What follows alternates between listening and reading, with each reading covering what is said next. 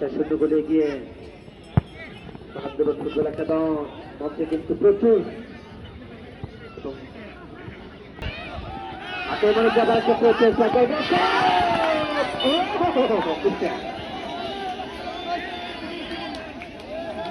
হলো না তো এবং সুনামগঞ্জ উপজেলা পরিষদের সম্ভাব্য চেয়ারম্যান পদপ্রার্থী জনাব মোহাম্মদ মিজানুর রহমান দেখা যাক রানিং পয়েন্ট রানিং ঘুটে গ্রামীণ এবারে কিন্তু গোলরক্ষক বল পিছার তত্ত্ব ধরে নিয়েছেন এজন্য কোনো একেবারে বিপদে বিপদ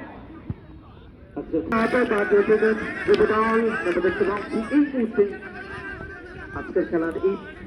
ফাইনাল ম্যাচে দুটি দল চড়াই আছে পেরিয়ে কিন্তু এসেছেন যারা আয়োজন করেছেন প্রত্যেকটা বছরে করবেন আরো বড় পরিসরে করবেন এবং ধূপটা রাখতে হবে প্রধান পুরস্কার ঠান্ডার মধ্যে